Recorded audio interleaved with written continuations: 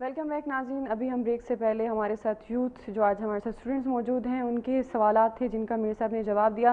میر صاحب آج کابینہ کے اجلاس میں بھی دو اہم فیصلے ہوئے. دوہری شہریت کے حوالے سے ہوا اور توہین عدالت کے بل جو ہے وہ زیر غور آئے. کیا سمجھتے ہیں ان کے کیا اثرات ہو سکتے ہیں یا کیا اس پہ پیش رفت ہو سکتی ہے؟ اصل میں جی دوہری شہریت کا معاملہ تو یہ ہے کہ تمام لوگ یہی چاہتے ہیں کہ دوہری شہریت کا مسئلہ ختم کیا جائے کیونکہ ساری پارٹیوں کے اندر لوگ موجود ہیں. لیکن سپریم کورٹ اپنے فیصلے میں بڑی وضاحت کے ساتھ بیان کر چکا ہے کہ یہ اس طرح ہوا تو ایک برطانوی شہری آ کے بن جائے گا، اس کا پاکستان کا وزیر اعظم بن سکتا ہے. بنا بھی ہے جی، معین قریشی بنے آخر جی. وہ تو اس کے پاس پاکستان کا پاسپورٹ تک نہیں تھا جی. اس کو تو جی پاکستان کا لباس پہننا نہیں آتا تھا. اس کے بھی بڑے لطیفے ہیں جو ان دنوں میں مشہور ہوئے تھے. وہ گیٹس نہیں ہوتا وہ لگاتے ہیں جو، وہ سلوار کے ساتھ باندھنے کے لیے وہ استعمال کیا گیا تھا اس کے لیے، بیچارے کے لیے. ایسا شخص پاکستان میں آتا ہے جی. تو میں یہ نہیں کہتا کہ پاکستان کا وزیر اعظم وہ ہو جس کو تہمت باندھنا آتا ہو یا سلوار پہنی آتی ہو، لیکن بہرحال پاکستان کی ٹریڈیشن تو اس کو واقف ہو. تو یہ سپریم کورٹ تو یہ رویہ اختیار کیے ہوئے. ان کا کوئی سٹینڈ نہیں ہے کہ اصولی طور پر بل پاس ہو جاتا ہے تو وہ اس کو پاس بھی کر سکتے ہیں، لیکن یہ تو آئین میں تبدیلی کی بات ہے نا. بل سے تو مسئلہ طے نہیں ہوگا. دوہری شہریت آج کسی نے کہا، شیخ چودھری نثار نے کہا یا کسی اور نے کہا ہے کہ صاحب اگر اس بل کو لایا جائے اور اسمبلی کے اندر اسحاق ڈار نے کہا اور اگر آئین کے مطابق اس کو پیش کیا جائے اور آئینی ترمیم کی جائے تو شاید ہم اس پہ غور کر سکتے ہیں، اس پہ آگے جا سکتے ہیں. مطلب کہنے کا ہے کہ تیار تو سبھی ہیں. حکومت اس کو یوں آگے لے جانا چاہتی ہے گویا یہ ایک بل کے ذریعے پاس کیا جا سکتا ہے سمپل میجورٹی سے، لیکن غالباً یہ ایک کانسٹیٹیوشنل تبدیلی ہوگی تو اس کی صورت میں ہی اس کا کوئی نتیجہ نکل سکتا ہے. اچھا، کانسٹیٹیوشنل تبدیلی کے بغیر اگر پاس ہوا تو ہو سکتا ہے سپریم کورٹ اس کو نل اینڈ وائٹ قرار دے دے اور کہے کہ یہ قانون نہیں ہے. پھر ایک ٹسل شروع ہو جی کہ پارلیمنٹ کے بل کو بھی جو سپریم کورٹ جو ہے ویٹو کر رہا ہے یا کر رہا ہے. لیکن یہ ہے کہ آپ پورا پروسیس اختیار کریں. جو چیز آئین میں ہے اس کو آئینی طریقے سے آپ چینج کر سکتے ہیں، یہ صرف ایک بل کی شکل میں نہیں کر سکتے. دوسرا بل ہے جو میں نے وہ ظاہر ہے نہیں دیکھا اور شاید کسی نے دیکھا، وہ ہے توہین عدالت کے کیس کا. اس کے بارے میں اس میں کیا ہے یہ ہمیں اس کو غور کرنا پڑے گا، اس کو دیکھنا پڑے گا. کہیں یہ وزیر اعظم کی نااہلی کے مسئلے پر کچھ مین میخ تو نہیں کی ہوئی. ایسی صورت میں سپریم کورٹ کا کیا رویہ ہوتا ہے یا وہ کیا رویہ اختیار کرتے ہیں، یہ بڑے سوچنے کی بات ہے. یہ کہتے ہیں توہین عدالت کا قانون ہی بدل دیا جائے تو اس کے ذریعے سے اپنے وزیر اعظم کو، آئندہ وزیر اعظم کو بکرا بننے سے بچا لیا جائے. تو ہو سکتا ہے کہ اس سلسلے میں ایک کنٹروورسی پیدا ہو. لیکن یہ بات اچھا، تیسرا فیصلہ انہوں نے جو کیا وہ تو خیر آپ نے بتائی دی ہے، وہ ہے نیٹو سپلائی کی بحالی کا فیصلہ. بحال کل ہو چکی ہیں. اطلاع ہم نے پبلک کو ہمیں بعد میں ملی ہے، پہلے امریکہ سے اطلاع آئی ہے اور پھر بعد میں اطلاع آئی ہے کہ ہماری ہنا ربانی خیر نے ہلیری کلنٹن کو فون کر کے کہا جی مبارک ہو ہم نے بحال کر دی ہے. اور وہاں سے آئی ہے کہ جی اطلاع آ رہی ہے کہ ہم بحال کی جا رہی ہے. ہمارے ہاں اناؤنس نہیں کیا گیا، آج آفیشلی اناؤنس کیا گیا کہ جی کابینہ نے بھی اس کو پاس کر دیا ہے. اس کو اتنا خفیہ کیوں رکھا گیا؟ یہ حوصلہ نہیں ہے ان میں جی. اصل میں دیکھا جائے تو ان میں حوصلہ نہیں ہے، ہمت نہیں ہے کہ پبلک کو فیس کر سکیں. اس بات کو یہ ڈیوبیس اور مسٹیریس بنانا چاہتے ہیں اور کوئی الزام اور بہتان اپنے پر لینا نہیں چاہتے جی. لگتا یہی ہے بالکل اس بات. اچھا میر صاحب، ایک ہے بہاولپور سے خبر، ایک شخص کو مشتر ہجوم نے قرآن پاک کی بے حرمتی کے الزام میں زندہ جلا دیا. کیا تبصرہ کریں گے آپ؟ اصل میں یہ بہت افسوسناک بات ہے. ایک بار ایک حافظ قرآن کو بھی جلایا گیا تھا. ایک آدھ بار کرسچن کمیونٹی کے کسی آدمی کو اس طرح الزام لگا کر کیا گیا، ثابت ہوا کہ الزام غلط ہے. مجھے نہیں معلوم کہ اس شخص پہ کیا الزام تھا، کیسا تھا. اس کو جب تھانے میں گرفتار کیا گیا تو تھانے سے نکال کر ہجوم نے گھراؤ کیا، پولیس اس کو بچا نہیں سکی اور اس کو جلا دیا گیا. حالانکہ یہ جتنے توہین قرآن کا بیسٹ فیملی لا ہے اس کے بارے میں یہی کہتے ہیں کہ عام آدمی کو اگر کوئی آدمی زیادتی کرے تو موب کی ایک اشتعال سے بچانے کے لیے اس پر قانون کا دائرہ کار عمل کرنا چاہیے، مقدمہ چلانا چاہیے، اس کے ساتھ لے کے جانا چاہیے. عملی طور پر ہو نہیں رہا. اور کبھی کبھی ہم غیر محسوس طریقے سے ایسے لوگوں پر الزام لگاتے ہیں جن سے ایسی کوئی خطا سرزدی نہیں ہوئی ہوتی، کوئی ایسا واقعہ نہیں ہوا ہوتا، یا مائنورٹی کے رکن ہوتے ہیں یا ہمارے کوئی دشمنی ہوتی ہے ان سے ہم وہ نکالنا چاہتے ہیں. تو اس معاملے میں بہت محتاط رہنے کی ضرورت ہے. دیکھیے، اگر عوام اپنے ہاتھ میں قانون کو لے لیں گے تو یہ رویہ مسلمانوں کے ہاں کبھی نہیں رہا.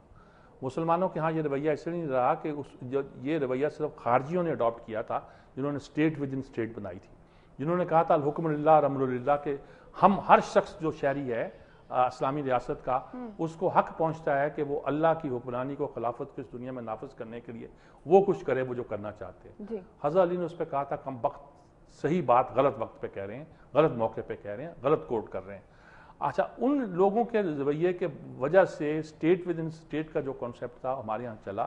اب یہ موبوکریسی جو ہے کہ ایک آدمی کو گھیرنا، گھیر کے پکڑنا، پکڑ کے اس پر خلاف یہ کر دینا، میرے خیال میں یہ ایک درست رویہ نہیں ہے. اور ایک اچھے مسلمان کی طرح جب ہمارے قانون موجود ہیں، توہین عدالت کا توہین رسالت کا قانون موجود ہے، بلیسفیمی لا ہے، توہین قرآن کا ہے، ہمیں ایک آدمی کو پورا انصاف کے مطابق موقع دینا چاہیے. اگر کسی کی توبہ معافی قبول ہو سکتی ہے تو اس کو قبول کرنا چاہیے. اور قانون میں چونکہ سزا بھی بڑی سخت ہے، اگر سزا اس کو ملنی ہے تو سزا بھی قانون کے مطابق ملنی چاہیے. عوام کو اسے لنچ کرنے کا اور مقدمہ چلائے بغیر زندہ جلا دینے کا جو ہے، اس سے ہمارا امیج بھی خراب ہوتا ہے اور ہم اپنے اسلام اور دین کے تصورات سے دور بھی ہوتے جاتے ہیں. بالکل، اور جب قوانین موجود ہیں تو ان پر عمل درآمد کرنا چاہیے. پھر صاحب ایک نئی بحث چل نکلی ہے. قومی اسمبلی کی پبلک اکاؤنٹس کمیٹی نے سپریم کورٹ کے رجسٹرار کو نوٹس دیا کہ وہ کمیٹی کے سامنے پیش ہوں اور عدالت کے جو مالی معاملات ہیں ان کی وضاحت کریں. سپریم کورٹ نے انکار کر دیا اور یہ کہا کہ پارلیمنٹ میں عدالتی معاملات جو ہیں وہ زیر بحث نہیں آ سکتے. اصل صورتحال کیا ہے، کیا سمجھتے ہیں آپ؟ انہوں نے رجسٹرار کو دیا تو انہوں نے جواب میں یہ دیا کہ ہم نے فل کورٹ کے بعد ہم آپ کو یہ خط لکھ رہے ہیں، اور یہ ہے کہ یہ آپ کا استحقاق ہی نہیں ہے پبلک اکاؤنٹس کمیٹی کا کہ عدالتی معاملات پر دخل دے یا پارلیمنٹ میں ان کو ڈسکس کیا جائے. یہ معاملے صدر کوئی ہم سے پوچھنا چاہے تو عدالتی جواب اس کو دیا جا سکتا. آپ کو یہ ہم عدالتی جواب بھی نہیں دے رہے، ایک ایڈمنسٹریٹو بات ہے وہ کر رہے ہیں، آپ اس پہ نہیں کر سکتے. اچھا یہ بات یہ جی کہ یہ ہمارے ہاں ایک بڑا چل پڑا ہے کہ نہ ہمارے پارلیمنٹیرین ہر چیز کے بارے میں قریت کرنا چاہتے تھے. پہلے چاہتے تھے کہ بجٹ جو ہے فوج کا وہ ہمارے سامنے آئے، ہمارے سامنے پیش ہو. اچھا وہاں زبانیں گنگ ہو جاتی تھیں اور زیادہ کھلتی نہیں تھی. اب بھی وہ کہتے ہیں کہ فوج کا بجٹ ہمارے ہاں پیش ہو اور اس کی اسکروٹنی ہو. شوق تو بڑا ہے، اب بتا دیتے ہیں آپ وہاں جمشید دستی کو تو وہاں کیا ہوگا پھر. اب وہ کچھ دیر چلتا ہے، شور پڑتا ہے، لیکن کچھ وہ ان کی بس چلتا نہیں ہے فوج پہ. بیان دے کے خوش ہو جاتے ہیں کہ ہم بڑے سپریم ہیں، اعلیٰ ہیں. تو چودھری نثار ہی کے زمانے میں انہوں نے نوٹس دیا کہ بھئی یہ جو معاملات ہیں جو بہت ہوتے ہیں یہ ذرا صاف کتاب دیجیے. بھئی عدلیہ کی انڈیپینڈنٹ ایگزیکٹو سے اور پارلیمنٹ سب سے ہونے کا مطلب یہ ہوتا ہے کہ اس کے مالی معاملات جو ہیں اس کو اتنی فائنینشیل سپورٹ اس کے ہاں موجود ہو کہ وہ کسی کا دست نگر نہ ہو اور عدالتیں اپنے معاملات خود چلائیں. یہ تھوڑا ہے کہ آپ آ کے بتائیں کہ آپ نے گاڑی لی ہے تو غلط کی. اب ہو کیا رہا ہے، وہ جو دو پلاٹس کے حوالے سے بالکل ٹھیک کہہ رہی ہیں. اب 2 پلاٹس کے حوالے سے یہ ہے کہ جی بہت سے ججوں کے پاس 2 پلاٹ ہیں. قانون پاس ہوا، مشرف نے کیا یا کسی اشرف نے کیا، یہ اس کی کس پرویز نے کیا، اس پرویز نے کیا کہ اس پرویز نے کیا. بالکل قانون پاس کیا. قانون پاس کرنے کے بعد آپ نے آفر دی کہ بھئی جو لینا چاہتا ہے پلاٹ لے لے.